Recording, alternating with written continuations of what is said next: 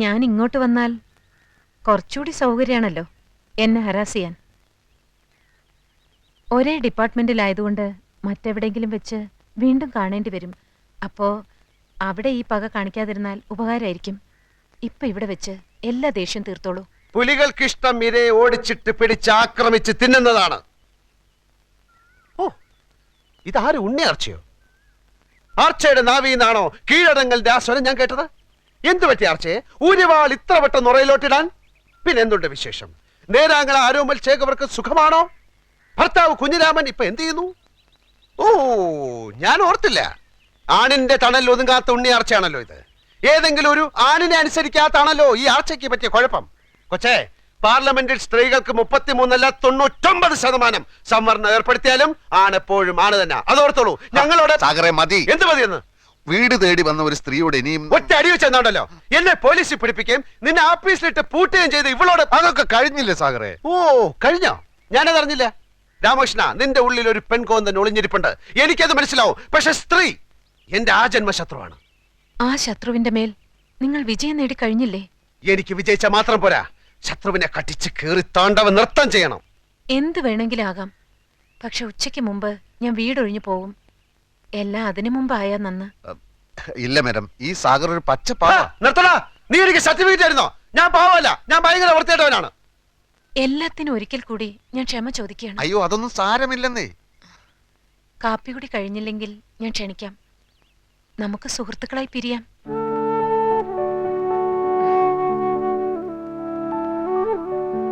വൻകിട രാഷ്ട്രങ്ങൾ തമ്മിൽ യുദ്ധങ്ങൾ ഉണ്ടാവാറുണ്ടല്ലോ. പിന്നീട് അവരൊരു മേശയ്ക്ക് ചുറ്റുമിരുന്ന് സന്ധി സംഭാഷണങ്ങൾ നടത്താറുമുണ്ട്.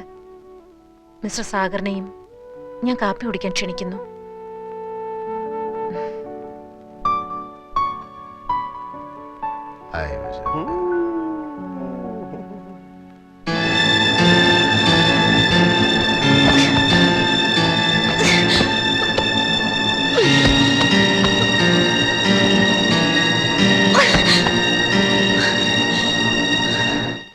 സാറേ, ദേ ആ സാറന്മാര്.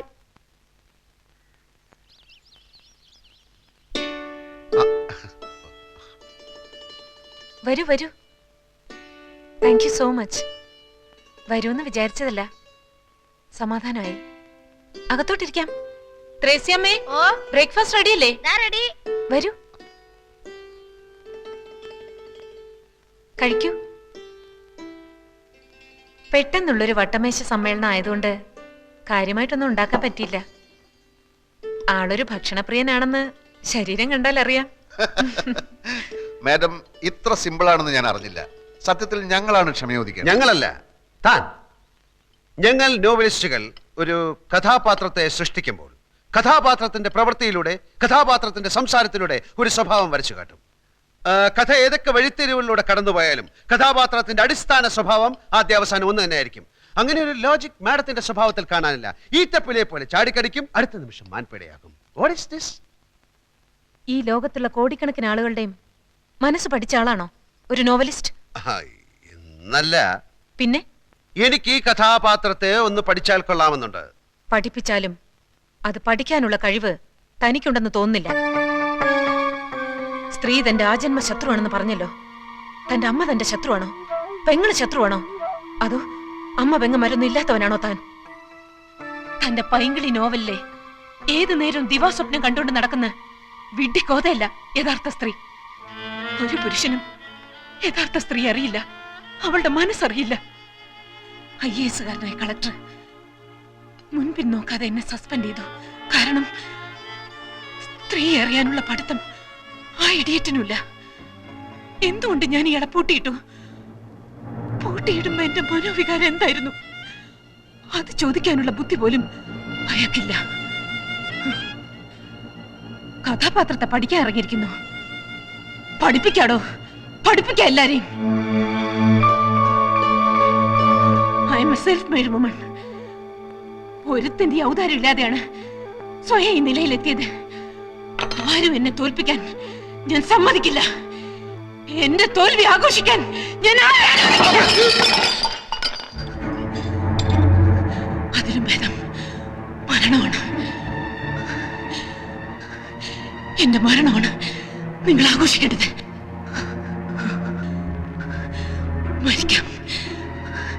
മരിക്കാൻ ഞാൻ Yes, I'll kill myself. മരിക്കാൻ.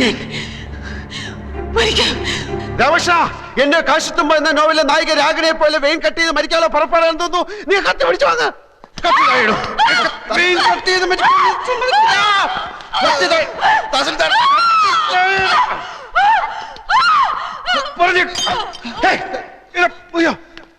എന്റെ കർത്താവേ, തഹസിൽദാരെ ബലാത്സംഗം ചെയ്യുന്നേ. അവനത് ചെയ്യും. അവന്റെ എല്ലാ നോവലിലും ഉണ്ടല്ലോ 1-2 റേപ്പ്. ഈ എഴുത്തുകാരന്റെ ഉള്ളിലുള്ള ആഗ്രഹങ്ങളാണല്ലോ അവന്റെ രചനയിലൂടെ പുറത്തു വരുന്നത്. സാറൊന്ന് ചുമ്മാതിരിക്കുന്നുണ്ടോ? ഒരു തഹസിൽദാരെ വീട്ടിൽ കയറി റേപ്പ് ചെയ്യാനുള്ള ധൈര്യമൊന്നും കോട്ടപ്പുറത്തിനില്ല. അതില്ലാത്തതുകൊണ്ടാണല്ലോ മറ്റൊരുത്തിന് കൂട്ടുപിടിച്ചിരിക്കുന്നത്. എനിക്ക് വിശ്വസിക്കാൻ മേല. പിന്നെ എന്ത് പാടോ? പത്രങ്ങളിൽ മുഴുവൻ വെണ്ട കീഴ് വാർത്ത കൊടുത്തിരിക്കുന്നത്. അതിന് പത്രം എന്റെ മുഖത്തോട്ട് എറിയുന്ന എന്തിന്? സാറ് വാരികയുടെ ഉടമസ്ഥനും ഞാൻ അതിന്റെ എഡിറ്ററുമാണ്. അല്ലാതെ സാറ് ജന്മിയും ഞാൻ കുടിയാനൊന്നുമല്ല. അത് ഓർമ്മ വേണം. ഓ, എന്റെ വിഷമം താൻ മനസ്സിലാക്കാത്ത എന്താ? ഈ കിഴങ്ങന്റെ നോവല് വരാൻ തുടങ്ങിയ പിന്നെ നമ്മുടെ വാരികയൊന്ന് പച്ച പിടിക്കാൻ തുടങ്ങിയത്. ഇവൻ വല്ല കേസിലും പെട്ട അകത്തായ സാഗർ കോട്ടപ്പത്തിന്റെ നോവൽ ഇതാ വരുന്നു എന്നും പറഞ്ഞ് അനൗൺസ് ചെയ്തിട്ട് ആഴ്ച 3 ജയിലിനകത്തിരുന്നു എഴുതാമല്ലോ. താൻ എന്നെ ഭ്രാന്ത് പിടിപ്പിക്കരുത്. ഇത് കേസ് റേപ്പാ. പോലീസുകാർ കൈയും കാലും തല്ലി ഒടിച്ചാ പിന്നെ ശരീരത്തിന്റെ ഏത് ഭാഗം വെച്ചാ എഴുതുന്നേ? പല്ലു വെച്ചോ, അതോ മൂക്ക് വെച്ചോ, അതോ മറ്റേതെങ്കിലും വെച്ചോ? വണ്ടി നിർത്തളൂ. സർ, മഞ്ചാടി വരിയുടെ മുതലാളി എഡിറ്റർ വന്നിട്ടുണ്ട്. ഓഹോ, വരാൻ പറയൂ. Yes sir. ഭരണകക്ഷിക്ക് പാദസേവ ചെയ്യാനൊന്നുമില്ലടോ ഞാൻ പത്രം നടത്തണേ. ഞാനിപ്പോ പോലീസ് സ്റ്റേഷനിൽ നിന്നാ. ലോക്കപ്പിലൊന്നും അല്ലടോ. സാർ ഇരിക്കണം. ആ, ഞാൻ മഞ്ചാടിയുടെ ഒരു സ്ഥിരം വായനക്കാരനാ. ആണോ? ആ, ഞാൻ മാമച്ച മുതലാളി. ഇതെന്താണ് സാർ സംഭവിച്ചത്? സാഗർ കോട്ടപ്പുറം ലോക്കപ്പിലാണോ? ആളിനെ ഇപ്പോ സർക്കിൾ ഓഫീസിലേക്ക് കൊണ്ടുപോയിരിക്കാം. എന്തിനെ? ഇൻട്രോഗേഷൻ. എന്താ പറഞ്ഞേ? ചോദ്യം ചെയ്യൽ. നമുക്ക് അയാളെ എത്രയും പെട്ടെന്ന് ജാമ്യത്തിനെടുക്കണല്ലോ. ഇനി കോടതിയിൽ നിന്ന് ജാമ്യം കിട്ടൂ. സാറിന് കാപ്പിയോ ചായയോ അത് തണുത്ത വല്ലതും? സദ്യ ഉണ്ണാൻ ഞാൻ വേറൊരു ദിവസം വരാം. ഇപ്പൊ എന്തെങ്കിലും അടിയന്തരമായി ചെയ്തേ പറ്റൂ. എന്റെ മഞ്ചാടി 3 ലക്ഷത്തിൽ നിന്ന് ഒറ്റയടിക്ക് 6 ലക്ഷമാക്കിയതിൽ കോട്ടപ്പുറത്തിന്റെ പങ്ക് ചില്ലറയൊന്നും അല്ല. സാർ, ഈ റേപ്പ് ചെയ്യപ്പെട്ടു എന്ന് പറയുന്ന തഹസീൽദാരുടെ നാവിന്തുമ്പത്ത കോട്ടപ്പുറത്തിന്റെ ഭാവി. പെണ്ണുങ്ങൾക്കാണല്ലോ ഇപ്പൊ നിയമത്തിന്റെ എല്ലാ സംരക്ഷണവും. കോട്ടപ്പുറം സാറും തഹസീൽദാരും തമ്മിൽ നേരത്തെ ഒരു വടംവലി ഉണ്ടായിരുന്നു. അതിന്റെ പ്രതികാരമാവാനും മതി. എന്തായാലും സാർ ഈ തഹസീൽദാരെ ഒന്ന് കണ്ട് ഒരു അമിക്കബിൾ സെറ്റിൽമെന്റ് ശ്രമിക്കുന്നതാ ബുദ്ധി. എന്റെ അനുവാദം ഇല്ലാതെ എന്റെ വീട്ടിൽ കയറിയവനൊക്കെ അതിന്റെ ഫലം അനുഭവിച്ചിട്ടുണ്ട്. ബഹുമാനപ്പെട്ട തഹസിൽദാർ, ഇതൊരു ജീവൻ മരണ പോരാട്ടമാണ്. ഉടൻ വരുന്നു. സാഗർ കോട്ടപ്പുറത്തിന്റെ പുതിയ നോവൽ എന്ന് പരസ്യം ചെയ്തിട്ട് ആഴ്ച 3 കഴിഞ്ഞു. ഞാൻ മാപ്പ് പറയാം, കാല് പിടിക്കാം. കോട്ടപ്പുറത്തിന്റെ പേരിലുള്ള കേസ് പിൻവലിക്കണം.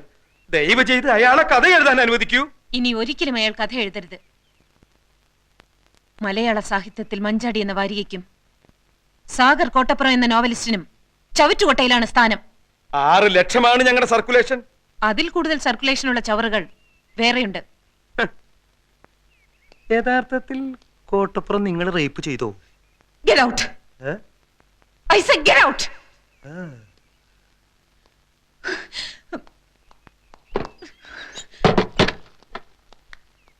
ഇവളെ ഒരു തവണയല്ല 2 തവണ റേപ്പ് ചെയ്യണം.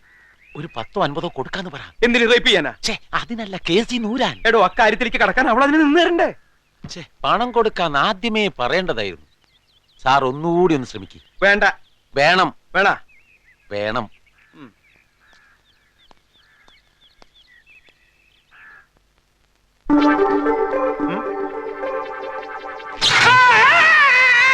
സാറേ,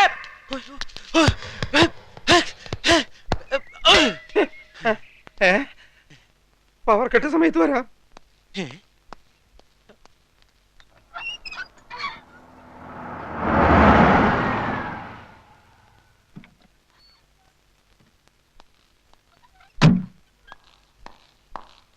ആ, എപ്പോ വന്നു? കുറച്ചു നേരായി. എന്തായി സാർ കാര്യങ്ങൾ? വിചാരിച്ച പോലെ തന്നെ. പ്രതികളെ 2 ആഴ്ചത്തേക്ക് റിമാൻഡ് ചെയ്തു. Very good. അത് കഴിഞ്ഞ് അവരും സ്ട്രോങ് ആയിട്ട് തന്നെ നീങ്ങുന്നത്. അഡ്വക്കേറ്റ് സുകുമാരൻ നായരാ വക്കാലത്തെടുത്തിരിക്കുന്നത്. പ്രിയയോട് ഞാൻ ഒരിക്കൽ കൂടി ചോദിക്കുകയാണ്, വേണോ? നമുക്കിത് കോംപ്രമൈസ് ആക്കുന്നതല്ലേ നല്ലത്? No sir. This is not a silly case Priya. പ്രത്യേകിച്ചും പ്രതികളുടെ സോഷ്യൽ സ്റ്റാറ്റസ് കൂടി കണക്കിലെടുക്കുമ്പോൾ.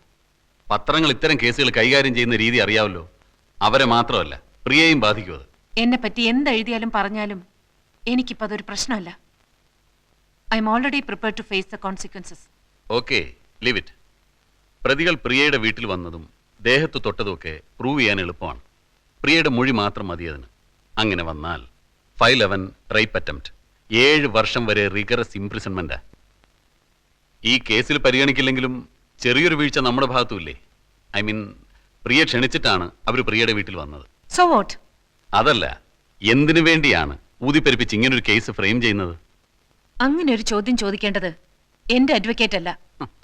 പ്രിയ എന്നെ വെറും ഒരു അഡ്വക്കേറ്റ് ആയിട്ടാണോ കാണുന്നത്? ഈ കേസിൽ അങ്ങനെ കാണാനാണ് എനിക്കിഷ്ടം. അവറ്റകൾ എന്നെ എന്തുമാത്രം ഹരാസ് ചെയ്തെന്ന് സാറിനറിയില്ല. ഇനിയൊരു തോൽവി എനിക്ക് വയ്യ. സാർ അവർക്ക് മാക്സിമം ശിക്ഷ വാങ്ങിച്ചു കൊടുക്കാൻ എന്റെ കൂടെ നിൽക്കില്ലേ? ഇല്ലെന്ന് ഞാൻ പറഞ്ഞില്ലല്ലോ. അത് മതി. ദാ കാപ്പി കുടിക്കും. വേണ്ട സാർ. ആ, എന്റെ സസ്പെൻഷൻ കഴിഞ്ഞു. നാളെ വീണ്ടും ജോയിൻ ചെയ്യും. ഗുഡ്. ഞാൻ വിളിക്കാം. ഇനി നമ്മൾ എന്താ ചെയ്യേണ്ടത്? തൽക്കാലം ഒന്നുമില്ല. ബെയിൽ പെറ്റീഷന്റെ ആർഗ്യുമെന്റ് കഴിയട്ടെ. ഓക്കെ സാർ, വരട്ടെ. ശരി.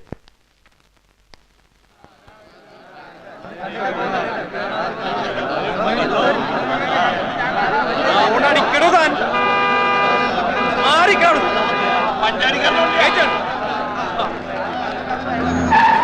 ഇതെന്തത്ര ജനത്തിരക്ക് വക്കീലേ? തഹസിൽദാർ ബലാത്സംഗ കേസിലെ പ്രതികളെ കാണാനുള്ള തിരക്കാവൂ. കർത്താവേ, കോട്ടപ്പുറത്തിന് എല്ലാവരും കൂടി കൈകാര്യം ചെയ്യാവോ? ഏയ്, പോലീസുകാരുണ്ടാവല്ലോ കൂടെ. ഉവ്വല്ലേ, എന്നാ ഇറങ്ങ്.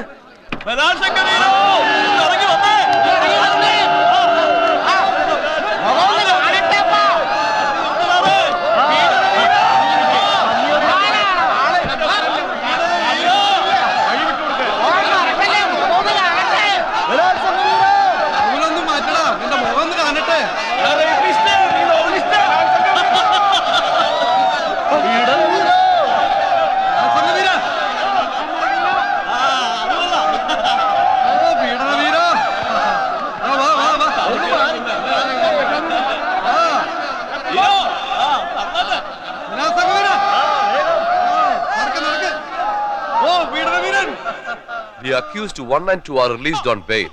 They are to report before the police on every Sunday until further orders.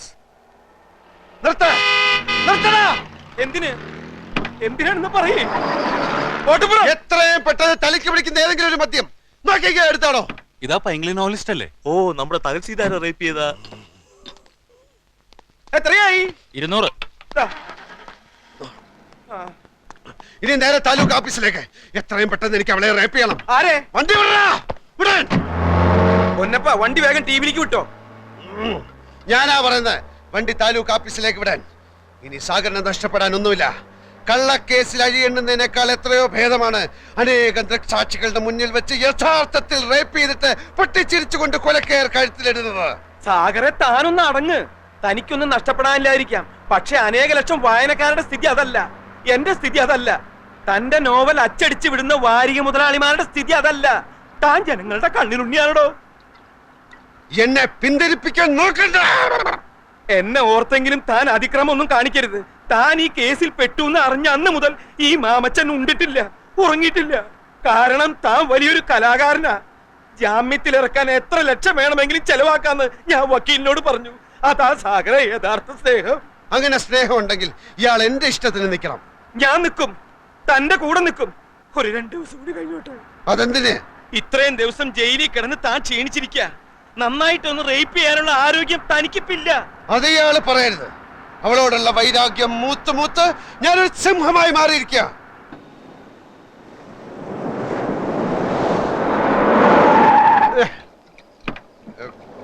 ഇതെവിടാ സ്ഥലം? ഇത് ടിബിയാ. അപ്പൊ താലൂക്ക് ഓഫീസ്? ഒന്ന് ഇറങ്ങ് സാഗറെ. എന്നോട് ആജ്ഞാപിക്കുന്നത് അപേക്ഷിക്കും. ആ, അപേക്ഷിക്കണു. ഒന്ന് ഇറങ്ങ്. താലൂക്ക് ഓഫീസിൽ പോണം. താലൂക്ക് ഓഫീസിൽ രണ്ടെണ്ണം കൂടി അടിച്ചിട്ട് പോയാ പോലെ. ഇതാ നോവലിസ്റ്റ് അല്ലേ തഹസീൽദാരെ റേപ്പ് ചെയ്ത? അതേടാ, തഹസീൽദാരെ റേപ്പ് ചെയ്ത അതേ നോവലിസ്റ്റ് എന്നാ ഞാൻ. നിന്റെ സ്വന്തത്തിൽപ്പെട്ട വല്ലവരും വന്ന് ഞാൻ റേപ്പ് ചെയ്യണോ? പറയടാ. സ്വന്തത്തിൽപ്പെട്ട ആരും ഇല്ലെന്ന്. നിന്റെ സ്വന്തത്തിൽപ്പെട്ട ആരെങ്കിലും വന്ന് ഞാൻ റേപ്പ് ചെയ്യണോ? റേപ്പ് ചെയ്യണോ? ഇന്ന് വരെ ഒരു ഈച്ചയെ പോലും റേപ്പ് ചെയ്യാത്ത എന്നെ എല്ലാരും കൂടെ റേപ്പിസ്റ്റാക്കി. എനിക്ക് റേപ്പ് ചെയ്യണം. കാലുമൊക്കെ പിടിക്കണേ, ചവിട്ട്. റേപ്പ് ചെയ്യണം. എനിക്ക് rape ചെയ്യണേ. എന്താ ഈ സാധനം? എനിക്ക് rape ചെയ്യണം.